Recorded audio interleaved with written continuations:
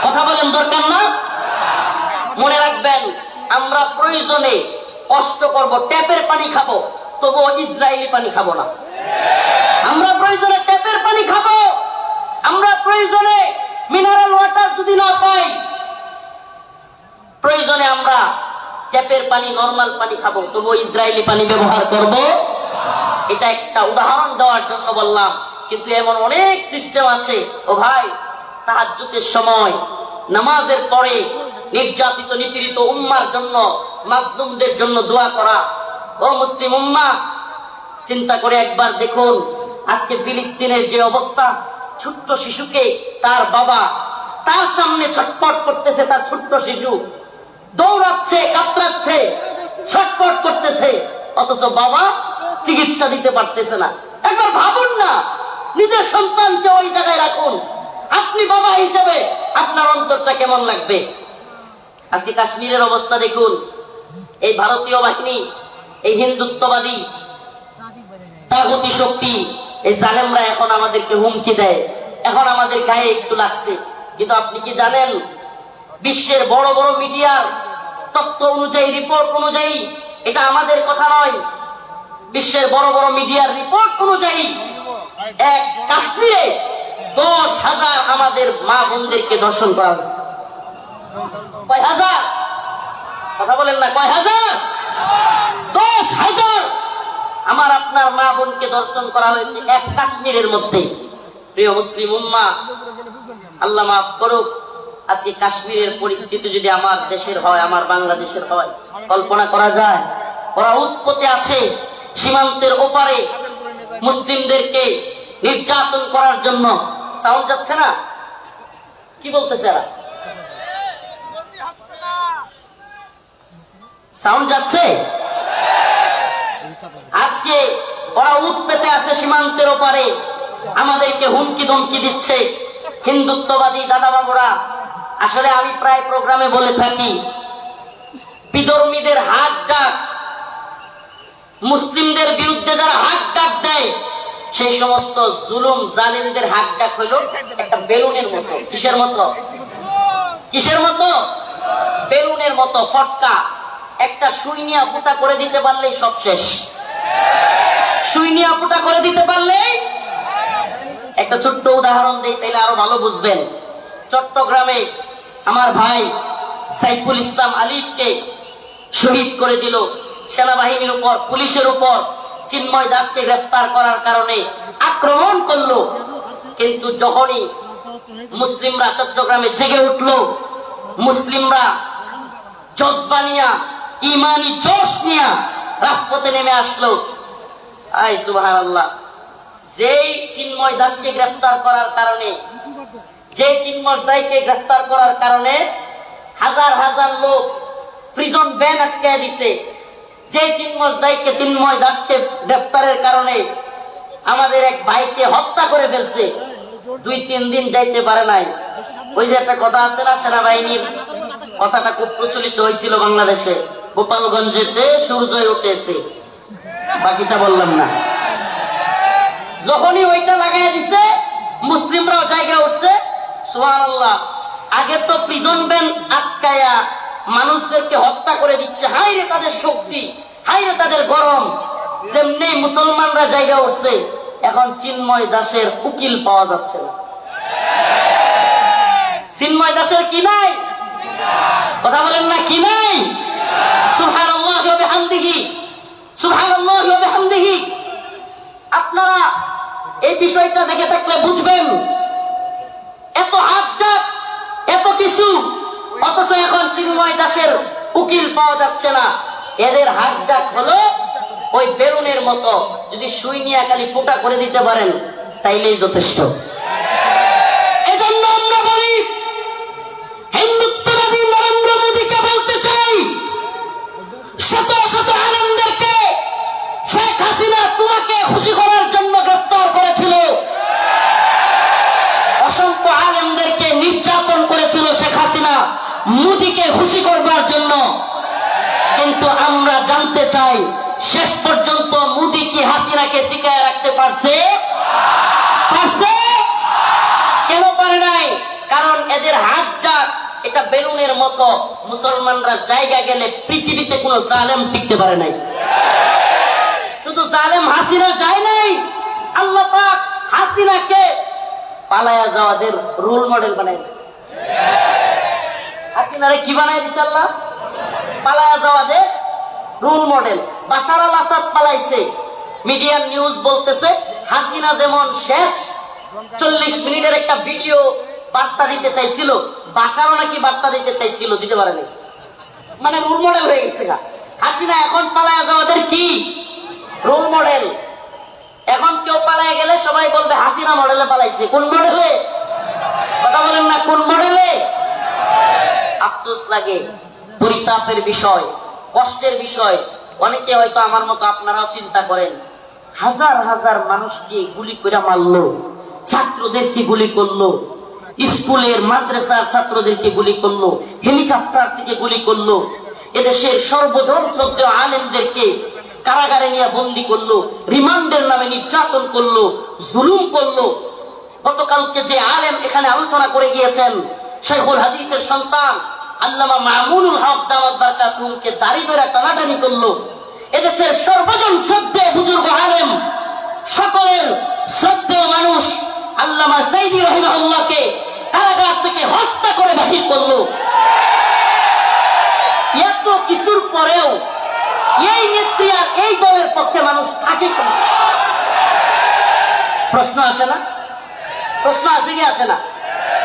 যে হাজার হাজার ছাত্রদেরকে গুলি করে মারলো, ছোট ছোট বাচ্চাদেরকে হেলিকপ্টার থেকে গুলি করলো, আলেমদেরকে জেলে নিল, রিমান্ডে নিল, ফাঁসি দিল, আলেমদেরকে, দেশের সর্বজন শ্রদ্ধেয় আলেমদেরকে কারাগার থেকে হত্যা করে বাহির করলো। আমাকে ব্যক্তিগতভাবে আমাকে চুপ্পা টেনে হিচড়ে টিভি হারুনের নেতৃত্বে, এটা সবাই জানেন, জুব্বা খোলা হলো, আমার পরনের লঙ্গি খোলা হলো, এগুলো খুলে মহিলা দিয়া জড়া দইয়া ছবি ভিডিও তোলা হলো। অসংখ্য আলেমের নির্যাতনের, নিপীড়নের গল্প শুনলে গা শিউরে উঠবে। যৌনাঙ্গে পর্যন্ত চাপ দিল আলেমদের। এত কিছুর পরেও এই নেত্রী যে তার কর্মীদেরকে রাইখা পালায়, তার পক্ষে কিভাবে লোকেরা থাকে? প্রশ্ন আসে না? আসলে আল্লাহ বলেন খতামাল্লাহু আলা কুলুবিহিম ওয়া আলা সামইহিম ওয়া আলা আবসারিহিম গিশাওয়া। আল্লাহ পাক এদের অন্তরের মধ্যে সিলমোহর মেরে দিয়েছে। আল্লাহ পাক এদের কানের মধ্যে সিলমোহর মেরে দিয়েছে। আল্লাহ পাক এদের চোখের উপরে পর্দা ফেলে দিয়েছে। এরা সেই হাসিনা সরকারের আমলের এত নির্যাতন নিপীড়ন দেখেও দেখবে না। যেমন নির্লজ্জ বেহায়া তার নেত্রী, এমন নির্লজ্জ বেহায়া কর্মী। যেমন নির্লজ্জ বেহায়া তার নেত্রী, যে কিনা ছোট ছোট বাচ্চাদেরকে হত্যা করে, হেলিকপ্টার থেকে গুলি করে, এরপরেও বলে আমি কি অপরাধ করেছি। কত বড় নির্লজ্জ হলে এই কথা বলতে পারে? এরপরেও কি বলে আমি কি অপরাধ করেছি। আপনি কোন অপরাধ করেন? প্রশ্ন এটা হইতে পারে যে আপনি কোন অপরাধ করেন নাই, আমাকে এমন একটা অপরাধ দেখান। ও প্রিয় মুসলিম উম্মাহ, বাংলাদেশের বাইতুল মুকাররমে হেফাজতে ইসলামের আন্দোলনে হাসিনার পুলিশ বুট পয়রা, জুতা পয়রা দেশের জাতীয় মসজিদে আলেমদেরকে গুলি করে নাই। এর থেকে জঘন্য আর কি হইতে পারে? আপনি কোনটা করেন নাই বলেন? আমাদেরকে তাহাজ্জুদের আর এই কোরআন তিলাওয়াতের গল্প শোনায়া আপনি কোন হাকামটা করেন না? প্রিয় মুসলিম উম্মাহ, যশোরবাসী, এই মেসেজ যশোরের মুসলমানদের জন্য নয়। এই মেসেজ, আজকের এই আলোচনা আমার এই দেশবাসীর জন্য আমি রেখে যেতে চাই।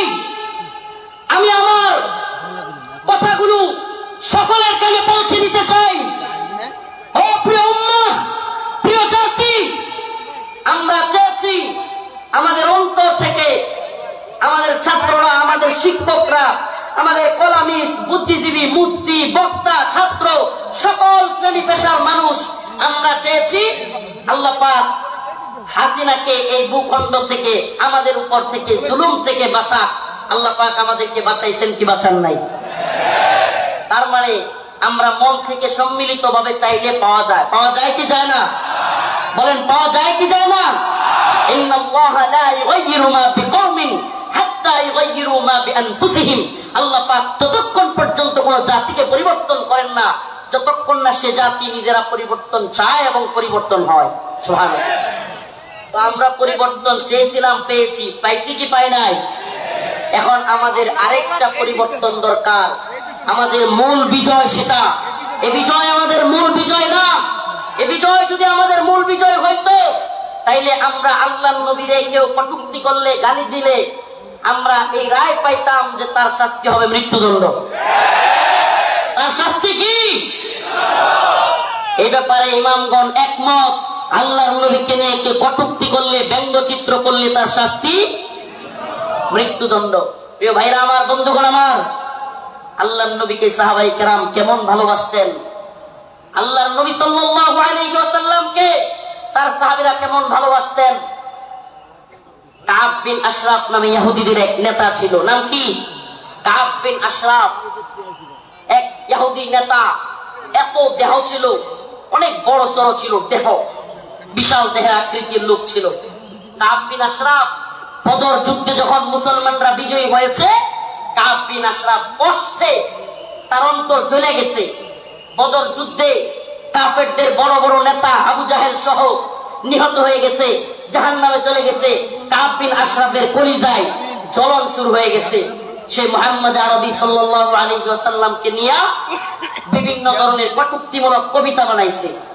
তার মহিলা ভাড়া কইরা তাদেরকে দিয়াও রাসূলের বিরুদ্ধে বিশুদ্ধগার করাইছে। আল্লাহর নবী সাল্লাল্লাহু আলাইহি ওয়াসাল্লাম ডাকলেন, কাব বিন আশরাফ, তাকে হত্যা করতে পারবে এমন কে আছো? সুবহানাল্লাহ বলেন। রাসূল সাল্লাল্লাহু আলাইহি ওয়াসাল্লাম নিজে ডাকলেন, হে আমার সাহাবারা, তোমাদের মধ্যে কে আছে কাব বিন আশরাফকে হত্যা করবে? অথচ আমার নবীর ব্যাপারে অনেকে বলে, রাসূল সাল্লাল্লাহু আলাইহি ওয়াসাল্লামকে কি বলে, যে রাসূল সাল্লাল্লাহু আলাইহি ওয়াসাল্লাম এক গালে মারলে আরেক গাল পাইতা দিতেন। ছোটবেলায় এগুলো শুনতাম। নাউজুবিল্লাহ। রাসূলের এক গালে মারবে আর সাহাবায়ে কেরাম বসে বসে দেখবে। ইসলাম সন্ন্যাসী মার্কা ধর্ম না। ইসলাম সন্ন্যাসী মার্কা, সন্ন্যাসীগিরি, গান্ধীগিরি ইসলামে চলে না। ইসলামের বাণী একবারে সুস্পষ্ট, ফায়াকতুলুনা ওয়া ইউকতালুন, হয় মরো নাইলে মারো। দ্বীনের প্রয়োজনে মারতে হবে, মরতে হবে। ইনশাআল্লাহ দ্বীনের প্রয়োজনে মারতে হবে, মরতে হবে। মায়ের খাওয়াও সুন্নত, দেওয়াও সুন্নত। আমরা যদি খালি মায়ের খাইতাম, হাসিনার পতন হইতো। মাঝে মাঝে পিটানো দেওয়া লাগছে, কথা হয় না? যারা জালেমের পক্ষ নিবে, একটা কথা মনে রাখবেন, মুসলমান ইমানদার, সম্ভবত হযরত আলী রাদিয়াল্লাহু আনহুর কথা এটা, জালেমদের প্রতি সহানুভূতি দেখানো মাজলুমদের সাথে গাদ্দারি। আবারও বলছি, জালেমদের প্রতি উদারতা দেখানো মাজলুমদের সাথে গাদ্দারি। মাজলুমদের সাথে গাদ্দারি করা যাবে? যাবে। কাব বিন আশরাফ আল্লাহর নবীর নিয়ে কটূক্তি করে। রাসূল সাল্লাল্লাহু আলাইহি ওয়াসাল্লাম বললেন, তোমাদের মধ্যে কে আছে যে কাব বিন আশরাফকে হত্যা করবে? আল্লাহর নবীর এক সাহাবী মুহাম্মদ বিন মাসলামা দাঁড়ায় গেলেন, ইয়া রাসূলুল্লাহ আতুহিব্বু আন তাকতুলাহু? ইয়া রাসূলুল্লাহ, আপনি কি চান আমি তাকে হত্যা করি? রাসূল বললেন, অবশ্যই হ্যাঁ। মুহাম্মদ বিন মাসলামা বললেন, ইয়া রাসূলুল্লাহ, আমাকে অনুমতি দেন, আমি একটু তার সাথে গল্প করব, বানায় শুনে গল্প করবো, আর কি তারা একটু খুশি করবো। ইয়া রাসূলুল্লাহ, আমার অনুমতি দেন। আল্লাহর নবী বললেন, অনুমতি দিলাম। রাসূলুল্লাহ সাল্লাল্লাহু আলাইহি ওয়াসাল্লামের অনুমতি পেয়ে মুহাম্মদ বিন মাসলামা রাদিয়াল্লাহু আনহু কাব বিন আশরাফের কাছে গেলেন। কাব বিন আশরাফের কাছে গিয়ে আল্লাহর নবীকে নিয়ে যেহেতু বইলা আসতেন, একটু গল্প করবেন, বানায় শুনায়া। যুদ্ধ মানেই ধোঁকা। আপনি সবকিছু যুদ্ধের ময়দানে শত্রুর বিরুদ্ধে সব কথা বলে দিয়ে আপনি পারবেন না। যুদ্ধ মানেই ধোঁকা, মাঝে মাঝে ধোঁকা দিতে হয়। তো কাব বিন আশরাফরে গিয়া বললেন, আমরা তো মুহাম্মদ রে নিয়া খালি যাকাত চাই, খালি যাকাত দিতে হয়, সদকা দিতে হয়, বিপদে আছি মুহাম্মদ রে নিয়া। নাউজুবিল্লাহ। সাল্লাল্লাহু আলাইহি ওয়াসাল্লাম রাসূল সাল্লাল্লাহু আলাইহি ওয়াসাল্লামের ব্যাপারে কাব বিন আশরাফকে খুশি করার জন্য কাব খুব খুশি হয়ে গেল। আগেই কিন্তু অনুমতি নিয়ে আসছেন, আগেই অনুমতি নিয়েই আসছেন। আল্লাহ নবীর ব্যাপারে বললেন কাব বিন আশরাফকে, আমরা তো মুহাম্মদ রে নিয়ে বিপদে আছি সাল্লাল্লাহু আলাইহি ওয়াসাল্লাম। কি সাদাকা যাকাত দিতে দিতে আমরা শেষ হয়ে যাচ্ছি। কাব কয়, কে আগেই কইছিলাম না? খুব খুশি হয়েছে, আগেই তো কইছিলাম। এবার মুহাম্মদ বিন মাসলামা বললেন, তোমার কাছে কিছু কর্জা চাই। কি চাই? কর্জা চাই, আমাদেরকে কিছু খাদ্য দাও। কাব বিন আশরাফ বলল, দিতে পারি, কিন্তু কিছু বন্ধক রাখতে হবে। আল্লাহর নবীর সাহাবী মুহাম্মদ বিন মাসলামা রাদিয়াল্লাহু আনহু আল্লাহর নবীকে বলে এসেছেন, ও পয়গম্বর, ও আমার প্রিয় হাবিব, আমি অবশ্যই কাব বিন আশরাফকে কতল করব, তবে আমাকে অনুমতি দেন আমি যেন কাব বিন আশরাফের সাথে খুশ গল্প করতে পারি। আল্লাহর নবী বললেন, অনুমতি দেয়া হলো। কাব বিন আশরাফকে মুহাম্মদ বিন মাসলামা রাদিয়াল্লাহু আনহু বললেন, মুহাম্মদ তিনি তো আমাদের কাছ থেকে বেশি বেশি সাদাকা আর যাকাত নিচ্ছেন, এমত অবস্থায় আমরা তো ফতুর হয়ে যাচ্ছি, কি করা? কাব খুব খুশি হয়ে গেল। কাব বলল, আগে তোমাদেরকে বলেছিলাম মুহাম্মদের পিছনে থাকবা না। এবার কাব বিন আশরাফের কাছে মুহাম্মদ বিন মাসলামা কিছু চাইলেন। সে বলল, দিতে পারি, শর্ত হলো কিছু বন্ধক রাখতে হবে। দিতে পারি, তবে শর্ত হলো কিছু বন্ধক রাখতে হবে। মুহাম্মদ বিন মাসলামা রাদিয়াল্লাহু আনহু বললেন, ঠিক আছে, কি বন্ধক চাও? কাব বিন আশরাফ বলল, তোমার বউরে বন্ধক দাও। নাউযুবিল্লাহ। এটার বডি ছিল অনেক লম্বা উঁচা, বিরাট সাইজের মানুষ। মুহাম্মদ বিন মাসলামা রাদিয়াল্লাহু আনহু বললেন, না, তোমার কাছে আমার বউ দেওয়া যাবে না। এবার মুহাম্মদ বিন মাসলামা রাদিয়াল্লাহু আনহু বললেন, দিতে পারি, আমার ডাল তলোয়ার এই তরবারিগুলো তোমার কাছে দিতে পারি। এগুলো বন্ধক রাখলেন। বন্ধক রাখার পর কাব বিন আশরাফকে মুহাম্মদ বিন মাসলামা রাদিয়াল্লাহু আনহু বললেন, আমি আমার আরো দুইজন সহযোগীকে নিয়ে আসি। তুমি যে খাদ্য দিবে, তুমি যে খাবার দিবে, ওই খাবার জিনিসগুলো নেওয়ার জন্য লোক লাগবে। আসলে কি, কাব বিন আশরাফের যে সাইজ, পরে যদি ধরতে হয়, সাইজ করতে হয়, একা একা পারবেন না, এই জন্য আরো দুইজনকে আনতে গেছেন। সুবহানাল্লাহ। এবার উনি দুইজনকে নিয়ে আসলেন। আসার পরে কাব বিন আশরাফকে বললেন, কাব, তোমার মাথার মধ্যে কি সুগন্ধি ব্যবহার করো? এত সুন্দর গ্রাম তোমার মাথা থেকে আসতেছে। এটা আরেকটা পাপ, এটা আরেকটা কি আগে দিছে কি? আরে মুহাম্মদের যাকাত দিতে দিতে আমরা শেষ। এতে করে সে খুশি হয়েছে, আগে কইছিলাম না মুহাম্মদের পিছনে থাইকো না। নাউযুবিল্লাহ।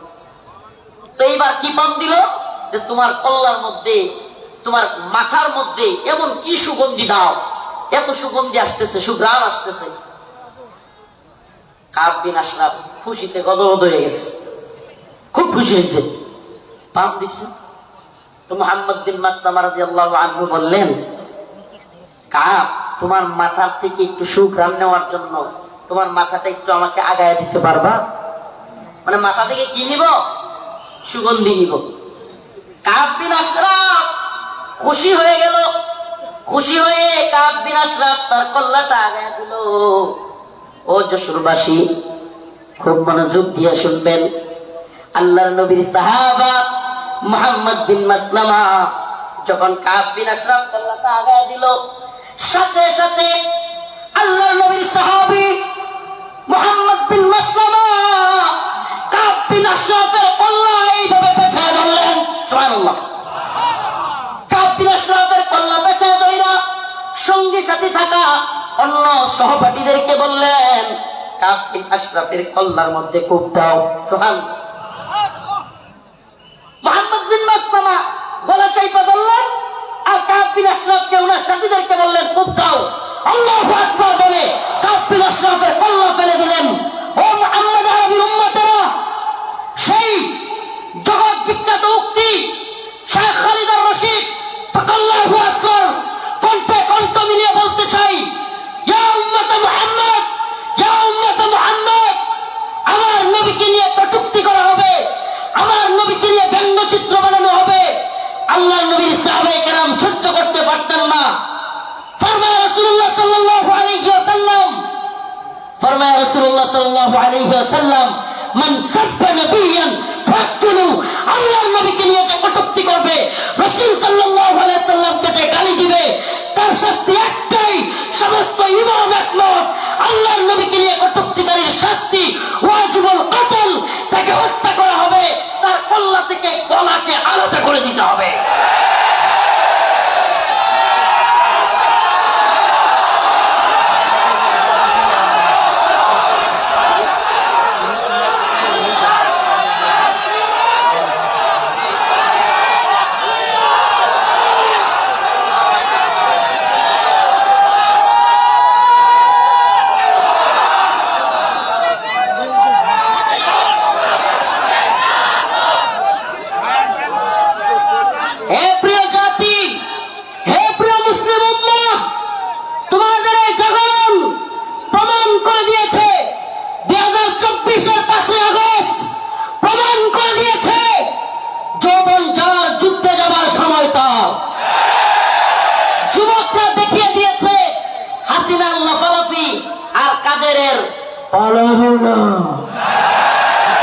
কোথায় কাকা?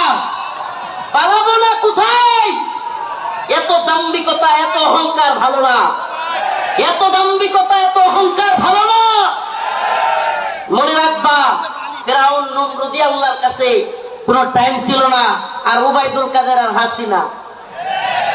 আল্লাহ পাক তোমাদেরকে পরিণতি দেখিয়ে দিয়েছেন।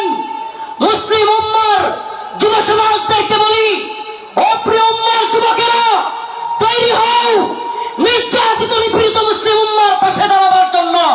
তৈরি হও আল্লাহর নবীর বিরুদ্ধে যারা যাবে বাংলার জমিনে, তাদেরকে অবশ্যই ওয়াজিবুল কতল, আল্লাহর নবীর গালি দেওয়ার শাস্তি, মৃত্যুদণ্ড করতেই হবে। রাজি আছো তো ইনশাআল্লাহ? ও প্রিয় মুসলিম উম্মাহ, তোমরা তো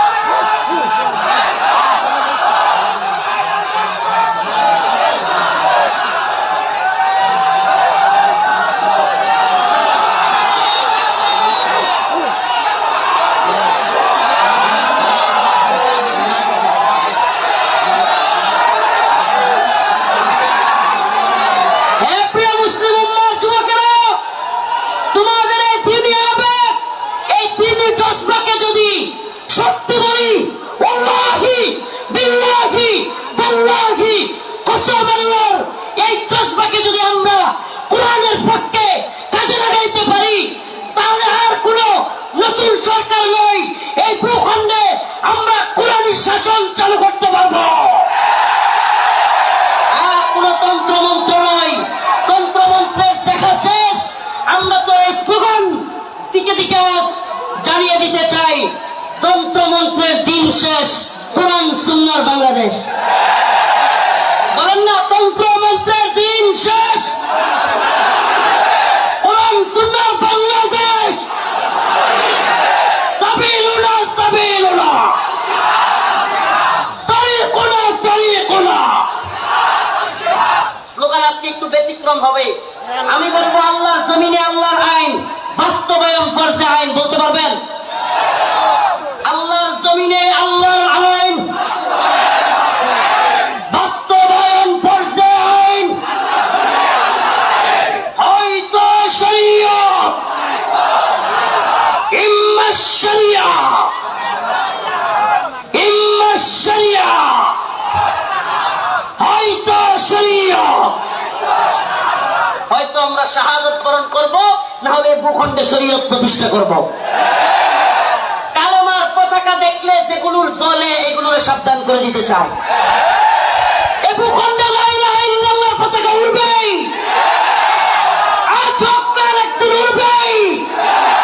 ইসাবাতান মিন উম্মতি আহরাজাহুম আল্লাহু মিনান নার, ইসাবাতুন তাগজুল হিন্দা ওয়া ইসাবাতু মা ঈসা ইবনে মারইয়াম রসুলের ঘোষণা এই ভূখণ্ডে হিন্দুত্ববাদী ব্রাহ্মণ্যবাদী তাগুতি শক্তির বিরুদ্ধে, দিল্লির বিরুদ্ধে, হিন্দুত্ববাদীদের বিরুদ্ধে আল্লাহর নবী বলেছেন মুসলমানদের একটা গজওয়া হবে, গজওয়াতুল হিন্দ হবে।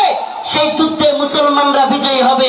শুধু বিজয়ী হবে না, দিল্লির সেই মসনদে, দিল্লির সেই লাল কেল্লায় কালেমার পতাকা পথ পথ করে উঠবে ইনশাআল্লাহ, ইনশাআল্লাহ।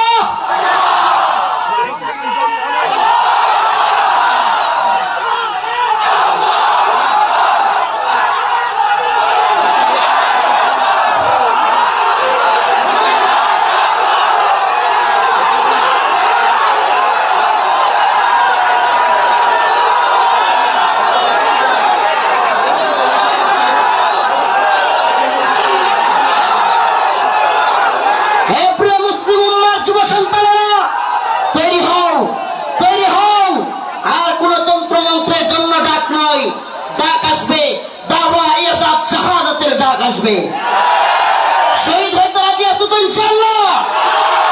জীবন দিতে প্রস্তুত আছো তো ইনশাআল্লাহ? আরে আমরা দুনিয়ায় এসেছি দ্বীনের জন্য, শহীদ হওয়ার জন্য। এই দুনিয়ায় আর কোনো সফলতা নাই, আল্লাহর জন্য শাহাদাতের মধ্যেই সফলতা। ইম্মা শরিয়া ওয়া ইম্মা শাহাদা, হয়তো শরীয়ত। আল্লাহর জমিনে আল্লাহর আইন।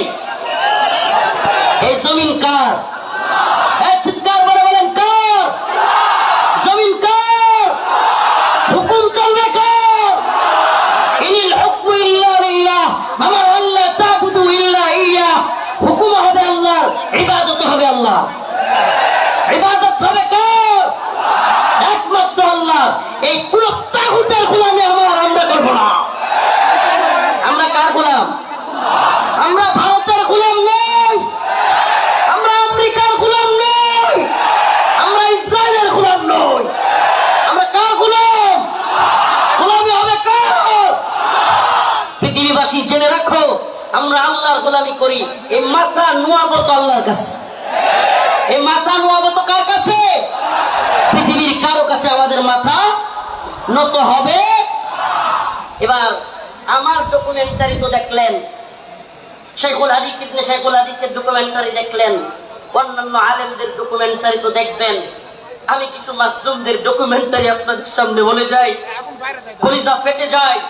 ও মুসলিম উম্মার প্রিয় যুবক ভাইরা, আপনারা জেনে থাকবেন 2013 সালে শাপলা চত্বর এক ভয়াবহ রাতের সাক্ষী অনেকেই আপনারা জেনে থাকবেন।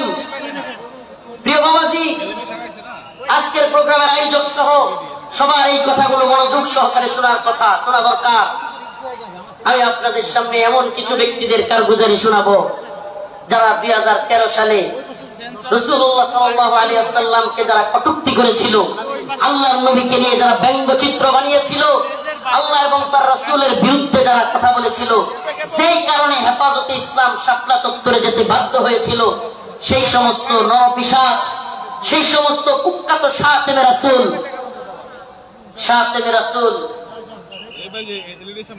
রাজীব, ব্লগার রাজীব, শাতেমে রাসূল অভিজিৎ রায়, ওয়াশিকুর রহমান বাবু, ফয়সাল আরিফিন দীপক, আরো কতগুলো নাম বলতে পারবো। এরা আল্লাহর নবী এবং আল্লাহকে নিয়ে কটূক্তি করেছিল, আম্মা জানদেরকে নিয়ে কটূক্তি করেছিল। মনে আছে আপনাদের? মনে আছে? 2013 সালে ব্লগার রাজীব, অভিজিৎ রায়, ফয়সাল আরিফিন দীপন, ওয়াশিকুর রহমান বাবু, ব্লগার নাজিমউদ্দিন সামাদ, আরো অনেকগুলো কুখ্যাত শাতেমে রাসূল আল্লাহর নবীকে নিয়ে কটূক্তি করেছিল। ও প্রিয় মুসলিম উম্মার যুবকেরা, আজকের এই ঐতিহাসিক প্রোগ্রামে আমি যদি সেই মাজলুম ভাইদের কথা না বলি, আমি তাদের সাথে কারাগারে ছিলাম। ওয়াল্লাহি এক একটা ভাইয়ের মিথ্যা মামলায় ফয়সাল আরিফিন দীপনকে, অভিজিৎ রায়কে কে বা কারা হত্যা করেছে। ভার্সিটির প্রিয় যুবকদেরকে, আমার প্রিয় যুবক ভাইদেরকে এরা কারাগারে বন্দী করে রেখেছে। হাসিনা সরকার বিগত 10-12 বছর যাবত পরিবারের সাথে তাদেরকে দেখা করতে দেয় না। আমি প্রায় কোর্টে গেলে তাদের সাথে দেখা হইতো। আমাদের সেই ভাই আরাফাত, সেই ভাই সাইমুম, সেই ভাই আব্দুস সবুর, বিভিন্ন ভাইদেরকে আমরা দেখে আসছি। যারা কিনা এক একজন 2টা 3টা করে ফাঁসির রায় নিয়ে কারাগারে পড়ে আছে। কি এদের অপরাধ? আমাদের ভাই ফারাবি, কি এদের অপরাধ? ফারাবির অপরাধ, আরাফাত ভাইয়ের অপরাধ, সাইমুন ভাই, আব্দুস সবুর ভাই, এই ভাইদের অপরাধ আল্লাহর নবীকে নিয়ে কটূক্তিকারীদের বিরুদ্ধে তারা ফেসবুকে বা বিভিন্ন মাধ্যমে লেখালেখি করেছিল। আল্লাহর নবীকে যারা কটূক্তি করেছে তাদের বিরুদ্ধে লেখালেখির কারণে, ও প্রিয় যশোরবাসী, ও প্রিয় আদ্দিনের প্রোগ্রামে থাকা যুবকেরা, অন্তত তোমাদের সেই যুবকদের জন্য কিছু করা দরকার। আজকের এই আদ্দিনের প্রোগ্রামে আমি সেই ভাইদেরকে স্মরণ করি। ওয়াল্লাহি কসম করে বলি, আমি যখন দেখতাম 2টা 3টা ফাঁসি নিয়েও এরা দিব্যি হাসতেছে, তখন আর নিজের মনের মধ্যে কিছুই মনে হইতো না, হ্যাঁ আমি আর কি, আমার তো আর ফাঁসির রায় হয় নাই, আমার তো ফাঁসির রায় হয় নাই। 2টা 3টা ফাঁসির রায় নিয়ে হাসতেছে, দিব্যি চলতেছে, এদের মনের মধ্যে কোনো কষ্ট নাই। এই যুবকেরা দীর্ঘদিন যাবৎ কারাগারে পড়ে আছে। ও প্রিয় মুসলিম উম্মার যুবকেরা, ও নেতারা, ও বক্তা মুফতি শাইখুল হাদিসরা, আল্লাহর নবীর পক্ষে কথা বলতে গিয়া দীর্ঘদিন যাবৎ তাদেরকে জঙ্গি ট্যাগ দিয়া আজকে কারাগারে বন্দী করে রেখেছে হাসিনা সরকার। এখনো এই ভাইগুলো মুক্তি পাচ্ছে না। ও প্রিয় মুসলিম উম্মার যুবকেরা, আমি জানতে চাই, এরা যদি আমাদের কাউকে জঙ্গি ট্যাগ দিয়া দেয়, এরা যদি আমাদের কাউকে মৌলবাদী ট্যাগ দিয়া দেয়, এরা যদি আমাদের কাউকে রাজাকার বলে ট্যাগ দিয়া দেয়, তাহলে কি আমরা তাদেরকে ভুলে যাব? আমার কথা বুঝতেছেন? জালেমদের একটা কূটকৌশল হলো আলেমদের নামে ট্যাগ দেওয়া, নেম কিলিং, এটাকে বলে নেম কিলিং, ট্যাগ দেওয়া। আল্লামা সাঈদী রাহিমাহুল্লাহকে কষ্ট নিয়ে বলতে হচ্ছে, যখন তিনি জীবিত আমাদের অনেক আলেম ওনাকে নিয়ে কথা বলার সাহস করে নাই, ওনার পক্ষে কথা বলে নাই। কেন বলে নাই? কারণ ওনাকে রাজাকারের মামলা দেওয়া হয়েছে।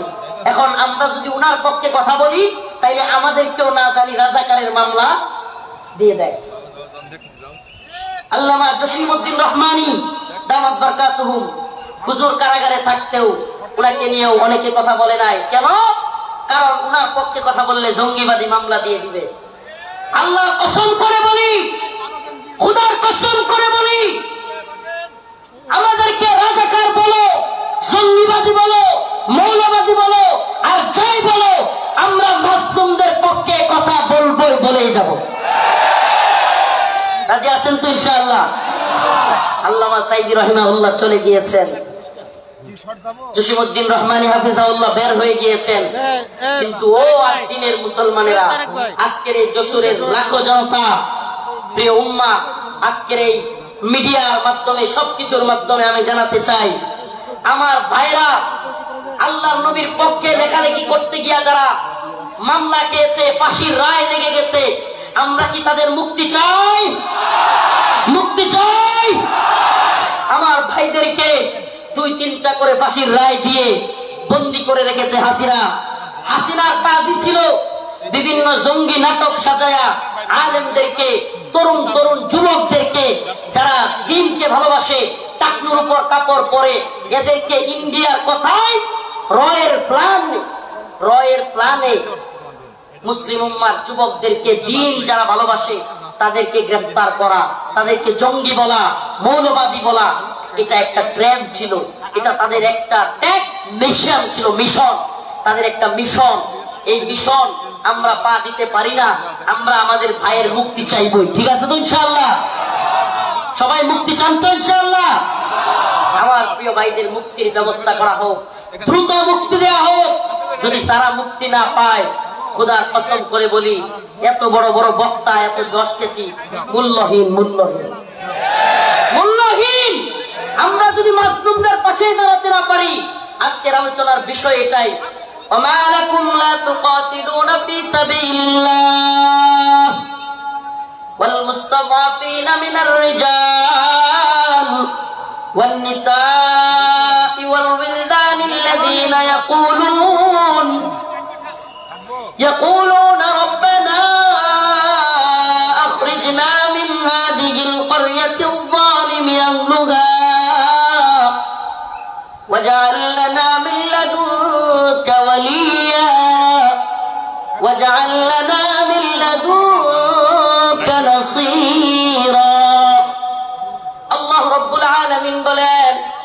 লাকুম লা তুকাতিলুনা ফি সাবিলিল্লাহ, তোমাদের কি হয়ে গেল? তোমরা আল্লাহর পথে কিতাল করতেছ না, যুদ্ধ করতেছ না। জিহাদ বললে অনেকে অপব্যাখ্যা করে, নফসের জিহাদ এটা সেটা অনেক অপব্যাখ্যা করে। কারণ কি? কারণ আল্লাহ বলছেন কুতিবা আলাইকুমুল কিতাল ওয়া হুয়া কুরহুল লাকুম। কারণ আল্লাহ পাক জানতেন জিহাদের ব্যাপারে অনেকের অ্যালার্জি থাকবে, অনেকে অপছন্দ করবে। আমাকে বলেন, আল্লাহ পাক যখন কোরআনে কারীম নাজিল করেছেন, আল্লাহর রাসূল কি জিহাদকে অপছন্দ করতেন? হ্যাঁ, সাহাবায়ে কেরাম অপছন্দ করতেন। তাহলে এই আয়াত কাদের জন্য? কুতিবা আলাইকুমুল কিতাল ওয়া হুয়া কুরহুল লাকুম, এই আয়াত কাদের জন্য? আল্লাহ পাক জিহাদকে, যুদ্ধকে ফরজ করেছেন দ্বীনের জন্য, অথচ তোমরা তা অপছন্দ করবে, অপছন্দ করো। আল্লাহ বলছেন তোমাদের অনেক জিনিস আছে অপছন্দ, কিন্তু হুয়া খায়রুল লাকুম, সেটার মধ্যে কল্যাণ আছে। আমার তো মনে হয় আল্লাহ পাক, আমার মনে হয় না, এটাই তাফসীর, এটাই ব্যাখ্যা, যে আল্লাহ পাক সেই সমস্ত লোকদেরকে উদ্দেশ্য করে বলেছেন যারা জিহাদকে অপছন্দ করবে। সাহাবায়ে কেরাম জিহাদকে পছন্দ করতেন না, আল্লাহর নবী আল্লাহর দ্বীনের পক্ষে জিহাদকে অপছন্দ করতেন না। যারা অপছন্দ করে তাদের জন্য এই কথা। অথচ দিকে দিকে মাজলুম, ওয়া লাকুম লা তুকাতিলুনা ফি সাবিলিল্লাহ, তোমাদের কি হয়ে গেল? তোমরা আল্লাহর পথে যুদ্ধ করতেছ না। ওয়াল মুস্তাদআফিনা মিনার রিজাল ওয়ান নিসাই ওয়াল বিলদান, দুর্বল নারীরা, দুর্বল বাচ্চারা চিৎকার করে করে বলতেছে ইয়াকুলুনা রব্বানা আখরিজনা, হে আল্লাহ আপনি আমাদেরকে বের করেন, মিন হাযিহিল ক্বরিয়াতিজ যালিমি আহলুহা, এই ভূখণ্ডের মানুষরা বড় জালেম, ওয়াজআল লানা মিন লাদুনকা ওয়ালিয়া, আপনি আমাদের জন্য অভিভাবক পাঠান, ওয়াজআল লানা মিন লাদুনকা নাসীরা, আপনি আমাদের জন্য সাহায্যকারী পাঠান। মাজলুমদের সাহায্যকারী হইতে রাজি আছি তো ইনশাআল্লাহ? মাজলুমদের সাহায্যকারী হইতে রাজি আছি তো ইনশাআল্লাহ? তাইলে আজকে থেকে ইসরায়েলি পণ্য বয়কট, রাজি আছেন তো ইনশাআল্লাহ? আজকে থেকে যে সমস্ত মাজলুমরা রাসূলের পক্ষে লিখতে গিয়ে, বলতে গিয়ে, আমার ভাই ফারাবি, আমার ভাই আরাফাত, সাইমুম, আমি আমার ভাই বলতেছি, পারলে আমারে মামলা দিয়ে দে, আমার যায় আসে না। তাদের সাথে আমার মামলা দিয়ে দিলে আমার যায় আসে না, এরা আমাদের ভাই। আমরা অনেকেই সেই গাজী ইলমুদ্দিনের গল্প বলি, ভারতে রঙ্গিলা রাসূল বই লিখেছিল, নাউজুবিল্লাহ, সেই গল্প বলতে পছন্দ করি। কিন্তু বাংলাদেশের গাজী ইলমুদ্দিনরা 2টা-3টা করে ফাঁসির রায় নিয়ে কারাগারে পড়ে আছে, সেই খবর আমরা কেউ রাখি না। প্রিয় ভাইরা আমার, বন্ধুগণ আমার, মাজলুম উম্মার পক্ষে দাঁড়াতে হবে। আজকের আমার আলোচনার মূল কথা মাজলুম উম্মার পাশে দাঁড়াতে, মাজলুম উম্মার পাশে দাঁড়াতে। ইন্নামাল মুমিনুনা ইখওয়া, মুমিন মুমিনের ভাই। আমার অন্য মুমিন ভাই কষ্ট পেলে আমার অন্তরে আঘাত আসবে। এদেশের কোন আলেমকে আল্লাহ না করে জাতীয় আন্তর্জাতিক চক্রান্তের কারণে নতুন করে কেউ যদি, কোন জালেম যদি এদেশের কোন আলেমকে আবারও জুলুম করতে চায়, আবারও যদি শেখুল হাদিস আল্লামা মামুনুল হককে, শেখুল হাদিস আল্লামা মামুনুল হক সহ, মুফতি আমির হামজা সহ, মুফতি হারুন ইজহার, এদেশের অনেক বক্তা যারা কিনা কারাগারে ছিল, আবারও যদি সেই সমস্ত আলেমদেরকে কেউ গ্রেফতার করবার দুঃসাহস করে, জাতীয় আন্তর্জাতিক চক্রান্তের কারণে আবারও যদি আলেমদের দিকে কেউ চোখ তুলে তাকায়, কেউ যদি হাত তোলার সাহস করে, সেই হাত ভেঙ্গে গুড়িয়ে দেওয়ার হিম্মত আছে তো মুসলমান? আছে তো ইনশাআল্লাহ? জাতীয় আন্তর্জাতিক চক্রান্ত চলছে।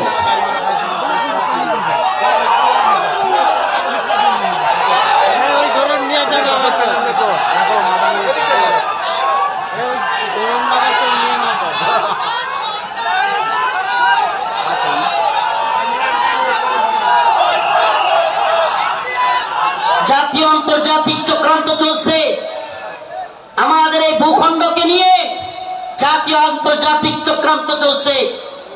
এই চক্রান্তের ডালপালা গভীরে আমরা জাতি হিসেবে সজাগ থাকব।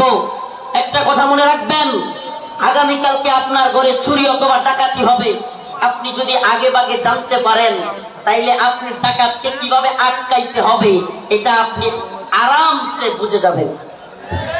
সজাগ থাকা খুব জরুরি।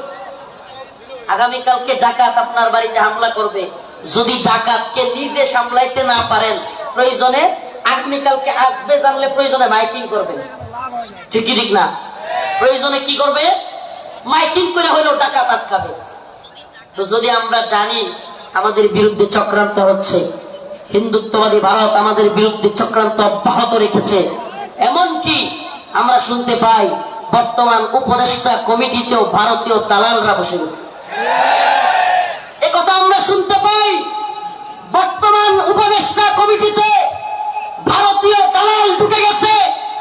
আমাদের বক্তব্য স্পষ্ট, মুমিন এক গর্তে দুইবার পা দেয় না।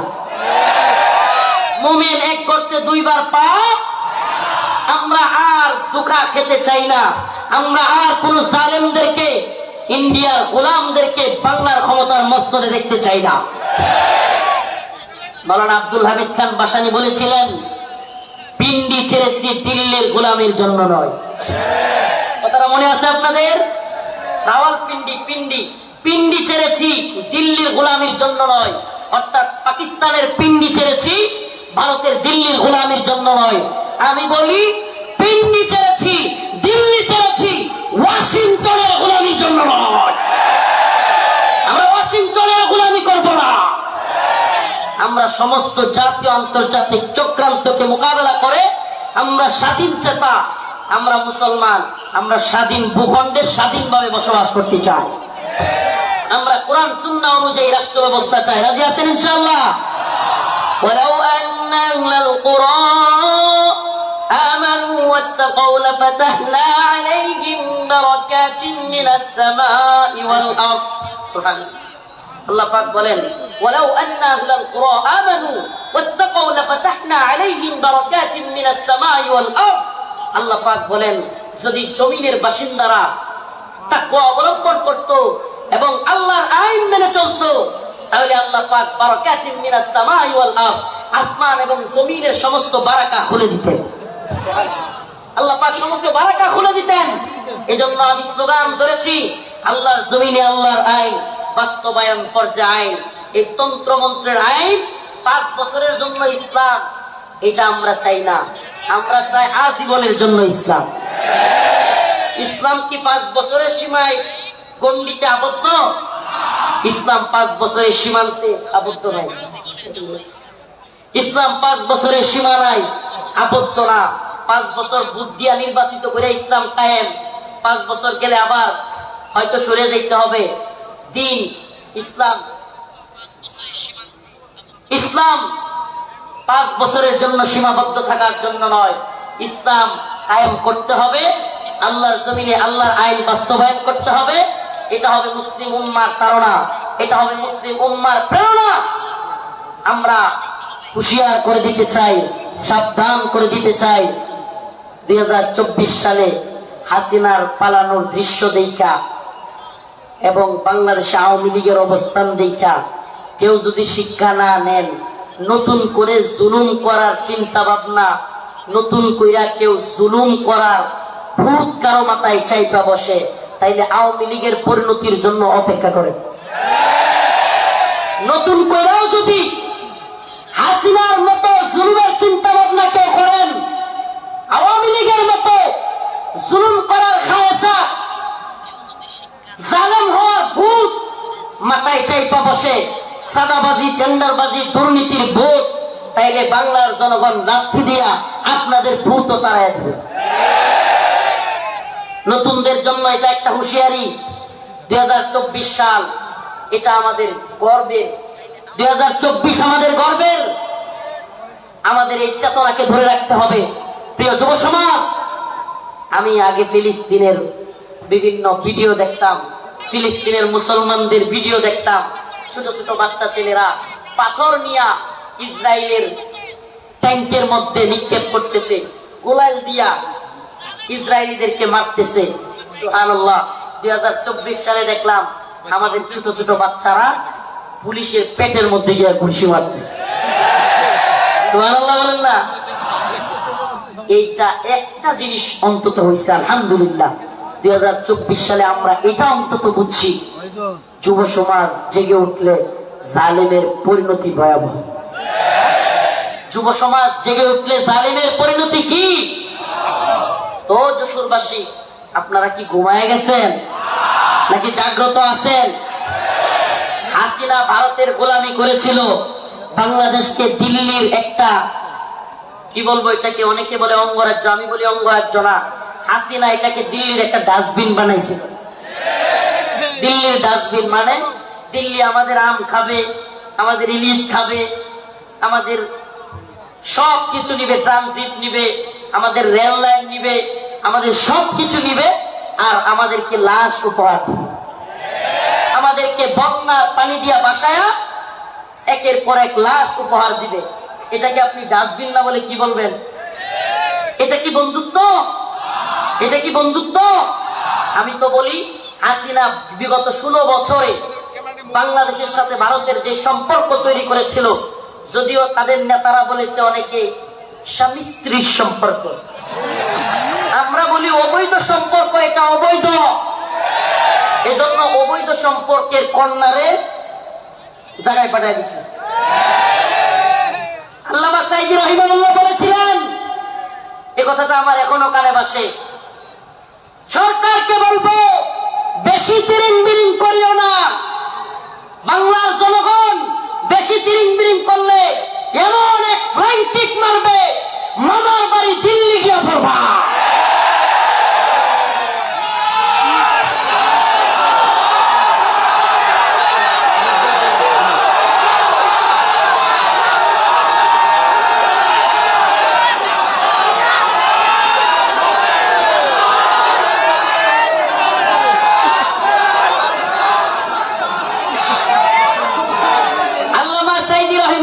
দেখে যাইতে পারেন নাই, কিন্তু আলহামদুলিল্লাহ সাইদি রাহিমাহুল্লাহর কথাই বাস্তব হয়েছে। বাংলার জনগণ ফ্লাইং কিক মারছে, রান্না করা খাবার খাওয়ারও সময় নেই, রান্না করা খাবার খাওয়ারও সময় নাই। ও প্রিয় মুসলিম উম্মার যুবকেরা, আজকের এই আদ্দিন ফাউন্ডেশন যশোরের আজকের অনুষ্ঠান থেকে আমার আখিরি পয়গাম হবে, ও মুসলিম উম্মার যুবকেরা, আমাদেরকে মৌলবাদী বলা হোক, জঙ্গিবাদী বলা হোক, আমাদেরকে রাজাকার বলা হোক, যে কোনো ট্যাগ আমাদেরকে দেওয়া হোক, আমরা দ্বীনের পক্ষে ছিলাম, আছি, থাকবো। আল্লাহর জমিনে আল্লাহর আইন বাস্তবায়ন হওয়ার আগ পর্যন্ত আমরা থামবো না। আমি তো আশাবাদী, এই মুসলিম উম্মার জাগরণ। অনেকে বলে হুজুর মাহফিলের প্যান্ডেলে এত মানুষ হলে লাভ কি? কিছুই তো হয় না। আমি বলি হাসিনার অবস্থা দেখেও বুঝো না? কিছুই হয় না, হয় হাসিনার অবস্থা দেখেও বুঝো না? তোমার কি মনে হয় এই খুঁটা আন্দোলন, এত বিস্ফোরণ, এটা এমনি এমনি হয়ে গেছে? প্রিয় ভাইরা আমার, বন্ধুগণ আমার, একটু যদি আপনি চোখ বুলাইয়া দেখেন, তাইলেই দেখবেন মানুষের মধ্যে 2013 সালে শাপলা চত্বরে নৃশংসভাবে আলেম উলামাদেরকে, ছাত্রদেরকে গুলি করে মারার সেই যে ভয়াবহ চিত্র অন্তরের মধ্যে, সেটা ছিল কি ছিল না? অসংখ্য আলেমদেরকে গ্রেফতার, রিমান্ডে, নির্যাতনের চিত্র তাদের অন্তরে ছিল কি ছিল না? আল্লামা সাইদি রাহিমাহুল্লাহকে কারাগার থেকে হত্যা করে বাহির করার চিত্র, ঢাকায় আল্লামা নূর হোসেন কাসেমী রাহিমাহুল্লাহ, আল্লামা সাইদি রাহিমাহুল্লাহর জানাজা করতে না দেওয়ার দৃশ্য বাংলার যুবকেরা কি ভুলে গেছে? ভুলে যায় নাই। সবগুলো বিষয় একত্রিত হইয়া শেষে যখন সাধারণ ছাত্রদেরকেও গুলি করে হাসিনা মারা শুরু করলো, একটা বিস্ফোরণ ঘটে গেল। ঠিক না? তো বিস্ফোরণ কোত্থেকে শুরু হয়েছে? সেই আগে থেকে এই বিস্ফোরণ শুরু হয়েছে। এজন্য বলি, প্রিয় মুসলিম উম্মাহ, আপনাদের প্রতি আমার আখির পয়গাম, ও আদ্দিনের মুসলমান, আজকের এই যশোরবাসী, খুলনাবাসী, সারা বাংলাদেশ থেকে আগত মিডিয়ার মাধ্যমে সারা দেশে যারাই আমার কথাগুলো শুনবেন, আমার একটা পয়গাম, আখিরি পয়গাম আপনাদের প্রতি। ও প্রিয় মুসলিম উম্মাহ, আমাদেরকে দ্বীনের প্রয়োজনে, আল্লাহর জমিনে আল্লাহর দ্বীন বাস্তবায়নের জন্য, কাফের মুশরিকদের মোকাবেলা করবার জন্য প্রয়োজন হলে দ্বীনের জন্য ময়দানে শহীদ হওয়ার জন্য তৈরি থাকতে হবে। এটা মনে রাখবেন, শাহাদাতের তামান্না। আল্লাহ পাক আমাদেরকে কবুল করুক, মঞ্জুর করুক, বলেন আমিন। শাহাদাতের তামান্না আখেরি পেলাম। প্রিয় ভাই মুফতি আমির হামজা হাফিজাহুল্লাহ চলে এসেছেন। আমি ছেড়ে দিব ভাইয়ের জন্য। আপনাদের কাছে খাস করে দোয়া চাই, খাস ভাবে দোয়া চাই। নাসরুম মিনাল্লাহ ওয়া ফাতহুন করিম ওয়া বাশশিরিল মুমিনিন। আসসালামু আলাইকুম ওয়া রাহমাতুল্লাহি ওয়া বারাকাতুহু। নারে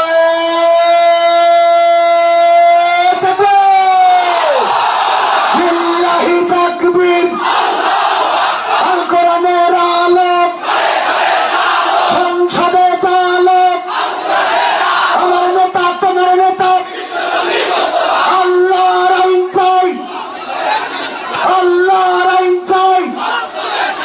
আমির হামজার আগমন যশোরবাসীর পক্ষ থেকে, খুলনাবাসীর পক্ষ থেকে, আতিক ফাউন্ডেশনের পক্ষ থেকে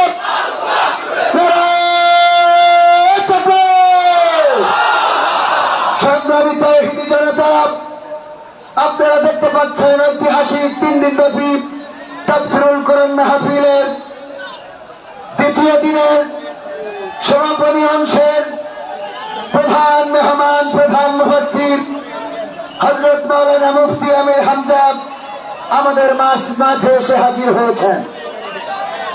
আমরা এখনই তার মুখের বয়ান শুনব, কিন্তু তার আগের কিছু আনুষ্ঠানিকতা আমরা সেরে নিতে চাই। সুপ্রিয় সুধী মণ্ডলী, আমাদের মাঝে উপস্থিত হয়েছেন মুসলিম ইসলামিক স্কলার, যিনি সুদীর্ঘ সময় ধরে কারাগারে ছিলেন। বন্ধুরা, আপনারা যারা এখনো পর্যন্ত আমাদের পেজটি লাইক দেননি অবশ্যই লাইক দিবেন। আমরা এই মুহূর্তে একটি মিউজিকের কারণে লাইভটি কেটে দিচ্ছি। অবশ্যই আমির হামজা যখন বক্তব্য রাখবেন আমরা লাইভে আসব। শুধুমাত্র একটি মিউজিকের কারণে আমরা এখন লাইভটি কাটতে বাধ্য হচ্ছি। আমির হামজা যখন বক্তব্য রাখবেন আমরা অবশ্যই সেটি লাইভে আসবো। আমির হামজা, যিনি এদেশের পথ প্রান্তর নগর বন্দরে ইসলামের সুমহান আদর্শ, ইসলামের